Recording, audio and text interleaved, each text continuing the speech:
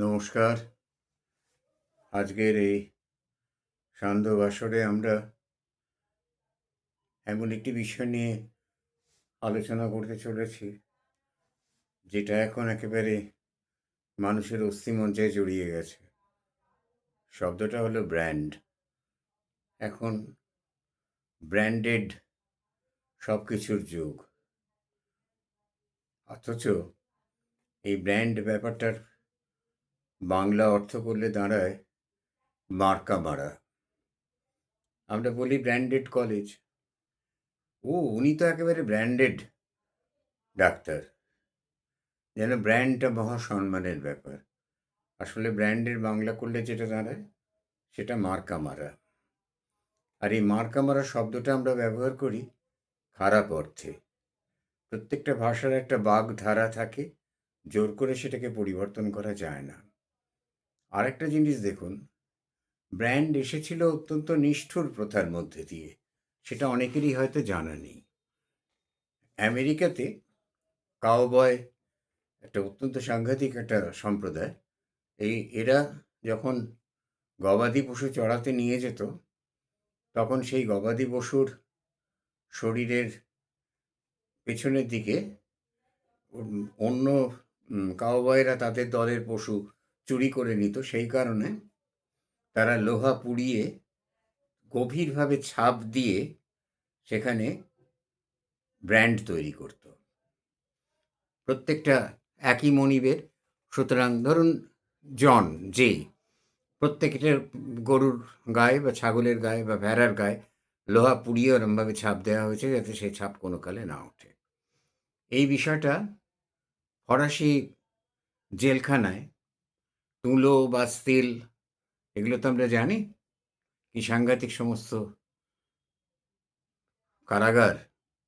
সেই সমস্ত জায়গাতে বন্দীদের বাহুতে লোহার শিক পুড়িয়ে এভাবে ছাপ দেওয়া হতো। এইখান থেকে ব্র্যান্ডের শুরু।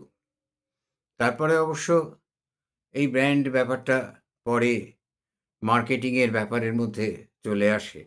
কিন্তু তৎসত্ত্বেও এই যে ব্র্যান্ডেড কথাটা কিন্তু মার্কা বাংলা করলে দাঁড়ায় মার্কা মারা। ব্র্যান্ড জিনিসটা সরকারি বেসরকারি মার্কেটিংয়ের ক্ষেত্রে আজকে অত্যন্ত একটা প্রয়োজনীয় জিনিস। আমরা সব কিছুকেই বলি যে এখানে ব্র্যান্ড দেখে জিনিস কিনি। আরেকটা ব্যাপার ব্র্যান্ডের আছে, সেটা হচ্ছে যে সমস্ত মানুষেরা অত্যন্ত ব্র্যান্ড কনসাস, যারা ব্র্যান্ড ইউজ করেন বলে মানে ব্র্যান্ডেড জিনিস ইউজ করেন, যেমন ননসন লাইটার ইউজ করেন, ক্লাসিক সিগারেট খান, বুগিস থেকে জামা সেলাই করান, ফেলপস থেকে জামা কোট স্যুট করান। এইসব মানুষেরা কিন্তু নিজের অস্তিত্বকে অতিক্রম করতে চান ব্র্যান্ড দিয়ে। নিজের অস্তিত্বকে অতিক্রম করতে চান ব্র্যান্ড দিয়ে। আর এই ব্র্যান্ড জিনিসটা কিন্তু আদৌ প্রশংসনীয় নয়। এদের নিজেদের পরিচিতি তৈরি করার কিছু নেই। সুতরাং এরা নিজেদের পরিচিতি তৈরি করেন যে ও ব্র্যান্ডেড জিনিসটা ইউজ করে না। এই হচ্ছে ব্র্যান্ডের ইতিহাস। আমাদের দেশেও ধর্মের ষাঁড় ছিল এক সময়, আমরা ছোটবেলায় দেখেছি। তার গায়েও ত্রিশূল পুড়িয়ে ছ্যাঁকা দেওয়া হতো। কিন্তু এটাও অত্যন্ত অমানবিক প্রথা। একটা পশুর গায়ের ভাবে ছ্যাঁকা দিয়ে তাকে চিহ্নিত করার কোনো যুক্তিযুক্ত কারণ নেই। কিন্তু তাকে বলা হতো এটা ধর্মের ষাঁড়, যাতে কেউ তাকে হত্যা না করে বা কষ্ট না দেয়। কিন্তু চরম কষ্ট দিয়েই কষ্ট না দেওয়ার পাসপোর্টটা কিনতে হতো। এছাড়া ব্র্যান্ডের আরেকটা দিক হলো যে সেটা কোনো অন্য কেউ মার্কেটিংয়ের দিক থেকে অন্য কোনো মানুষ সেটাকে কপি করতে পারবে না, অন্য কোনো প্রতিষ্ঠান সেটাকে কপি করতে পারবে না। যার জন্যে ব্র্যান্ডের ভেতরে অনেক গোপন সাংকেতিক চিহ্ন থাকে, ব্র্যান্ডের রং থাকে, ব্র্যান্ডের নকশা থাকে। এরা সমস্ত কিছু ব্র্যান্ডের মধ্যে পড়ে।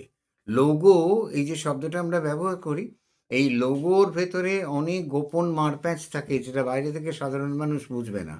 যারা জাল করতে যাবে তারা অবশ্যই লোগোর ভেতরের খবরগুলো নিয়েই জাল করবে। যেমন আমি জানি কলকাতার একটা ইলেকট্রনিক্স কোম্পানি, আগে ইলেকট্রিক্যাল ছিল, তাদের যে নামটা ছিল সেখানে এস শব্দটাকে এস অক্ষরটিকে অন্যরকম করে লেখা হয়েছিল, যাতে ওই এস অক্ষরটি তাদের কাজ আমরা করতাম বলে ডিজাইনার হিসেবে আমরা জানতে পেরেছিলাম যে এই এস অক্ষরটির বৈশিষ্ট্য। নইলে এটা সাধারণ মানুষের জানার কথা না। যদি কেউ জাল করে বিক্রি করতে চায় তারা জানবে না। সেই জাল যারা করবে তারা পুরো ব্যাপারটা জেনেই কাজটা করবে। রং আছে, একটা কোম্পানির ব্র্যান্ডেড কালার তৈরি করে তারা রং আছে। কিন্তু এগুলো তো এও বাহ্য, এগুলো সব গেল মার্কেটিংয়ের দিকে। মানুষ কি করে ব্র্যান্ডেড হয়? একটা দেশের, একটা রাজ্যের কি করে ব্র্যান্ড অ্যাম্বাসেডর থাকে? রাজ্যের কি করে ব্র্যান্ড বলা হয়? রাজ্য তো মার্কা মারা নয়। আমাদের রাজ্যটা কি মার্কা মারা?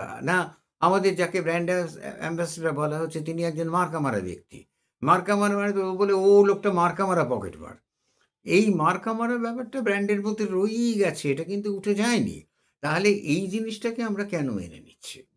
এই জিনিসটাকে মার্কেটিংয়ের ক্ষেত্রে ব্র্যান্ডের একটা আলাদা অবদান, সেটা ১৯ শতকের ১ম থেকে শুরু হয়েছে। তার আগে এই বিষয়টা ছিল না। ১৯ শতকের ১ম থেকে এই ব্র্যান্ডের ব্যাপারটা শুরু হয়। আর সেই হতে, হতে এখন একদম মানে ব্র্যান্ড তো একটা ব্র্যান্ড পাবলিসিটি বলে একটা আলাদা কথাই হয়ে গেছে। লোগো একটা বিশাল ব্যাপার, লোগো ধারণ করা।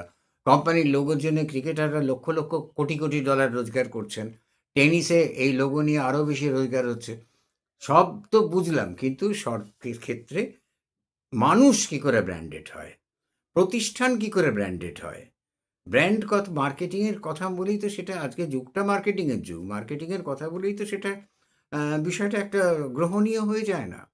মার্কেটিংয়ে থাক ব্র্যান্ড, কিন্তু কেন একটা প্রতিষ্ঠান ব্র্যান্ডেড হবে?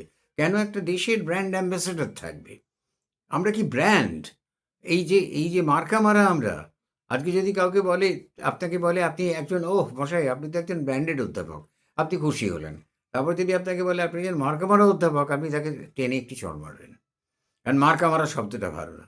আর ব্র্যান্ডেড মানুষের ক্ষেত্রে যখনই হচ্ছে, ব্র্যান্ডেড মানে মার্কা মারা, ব্র্যান্ড মানে মার্কা। এই মার্কা ভারত সরকার যে দেশের ব্যবসা, সেই দেশের প্রাদেশিক সরকার অথবা রাজ্য সরকার অথবা সেন্ট্রাল গভর্নমেন্টের কাছ থেকে এটা রেজিস্ট্রি করতে হয়।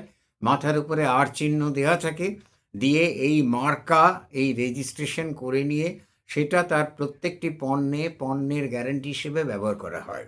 মানুষ কখনোই ব্র্যান্ডের মধ্যে পড়তে পারে না। শিক্ষা প্রতিষ্ঠান, ডাক্তার, মেডিকেল কলেজ, হসপিটাল, এগুলোকে ব্র্যান্ডেড বলা, আমার ধারণা এগুলো অত্যন্ত ভুল, এগুলো ঠিক নয় এবং কিছুটা অপমানজনকও। কেননা এরা কেউ মার্কা মারা হওয়ার কথা নয়। ব্র্যান্ড কথাটা যেন আমরা ভবিষ্যতে ব্যবহার করার জন্যে চিন্তা করে ব্যবহার করি। কিছু রাজনীতিবিদ অবশ্য এখন ব্র্যান্ড অ্যাম্বাসেডর, ব্র্যান্ডেড, এই সমস্ত কথাগুলো ব্যবহার করছেন এবং যাদের ব্র্যান্ড অ্যাম্বাসেডর করা হচ্ছে তারাও প্রচণ্ড আনন্দের সঙ্গে ব্র্যান্ড অ্যাম্বাসেডর হচ্ছেন। কিন্তু একবারও ভেবে দেখছেন না যে একটা মানুষ কি করে ব্র্যান্ড হয়? সে কি বিক্রির পণ্য? সে কি বিনিময়যোগ্য পণ্য? তাকে সাক্ষী করে কি একটা দেশে একটা বিক্রয়ের ব্যবস্থা চলবে? জানি না। বিক্রয়যোগ্য পণ্য ব্র্যান্ডেড হতে পারে, যেখানে মার্কা মেরে দেয়া হচ্ছে যে এটা খারাপ নয়। মানুষকে, দেশকে, প্রতিষ্ঠানকে, শিক্ষা প্রতিষ্ঠানকে কি মার্কা মেরে চিহ্নিত করা যায়? নমস্কার।